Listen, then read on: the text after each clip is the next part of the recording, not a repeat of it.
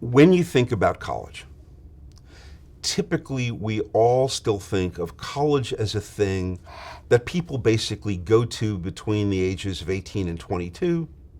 They live on campus for 4 years. Yes, they may come from out of state, but when they come to college, they're at college and they're in college in a particular place, and that's sort of what it is. That has not been true of the majority of American college students for well over a decade.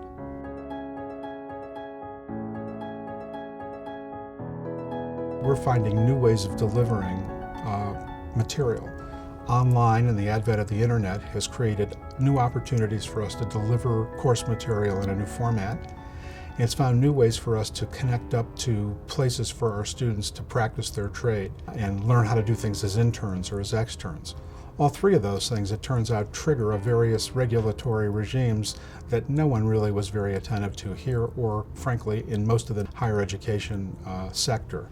This really came as a surprise to us, as it did to many institutions in higher ed, particularly the privates, to discover that there are numerous states out there that have a variety, every state's different, of regulations that we need to comply with, either because we have students enrolled from that state in a distance ed program, or because we're sending students to states for internships and clinical experiences, which is a big part of what the NYU does. So back in about 2008, 2009, a lot of the for-profit universities started robust distance education offerings and recruitment efforts that sometimes were questionable ethically. There were a lot of articles coming out in the Chronicle about people who recruited at homeless shelters, and just once you got that social security number and somebody signed on the dotted line, the school did get the revenue from the government funding and the grants that are available to support students to go to school.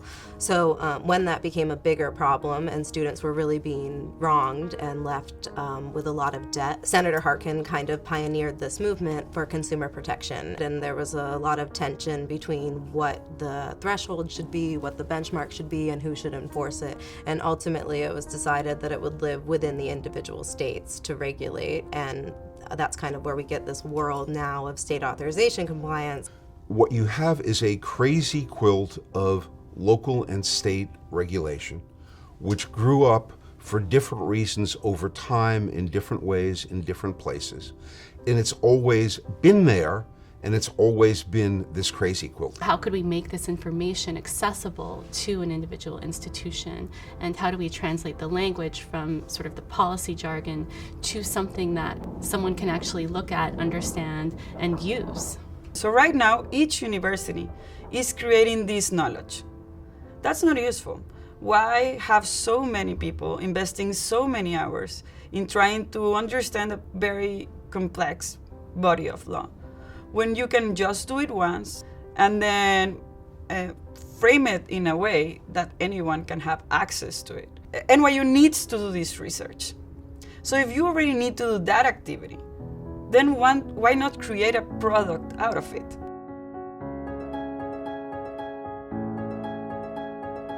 The NYU State Authorization Advisor is kind of the first attempt to eliminate the need to read the laws and regulations, but still be able to know what's going on and comply. State Authorization Advisor tool is, in its simplest terms, an expert system. Expert systems are one of the first forms of artificial intelligence. They started in the 1970s, and their main objective is how can we translate what we know to a computer. It makes available in a very easily accessible way information about this complex reality of regulation and process to a user who does not need to be expert to tap the system. So you're asked very, very simple questions. Are you a public or private? Are you a for-profit or a not-for-profit? Do you have a distance ed program? Do you send students to be for internships or clinical experiences? What kind of activity, if any, are you undertaking in this state? Are you soliciting students in the state? Are you advertising within the state? Are you admitting students from the state? And by virtue of the simple information you enter, it gives you a huge amount of well-focused, up-to-date, concrete information back. You then get this very pretty report, and it's state by state, so you can look at your enrollment numbers and you can say, okay, our enrollments are highest in this state. What is the process to comply in this state? This tool should become one of the critical pieces for university decision making.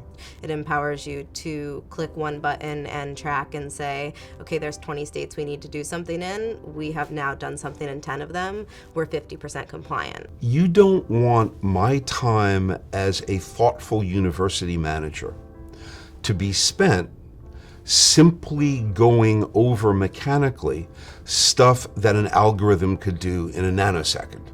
3 years ago when my boss said to me, what is our compliance rate? I would say, give me 4 days.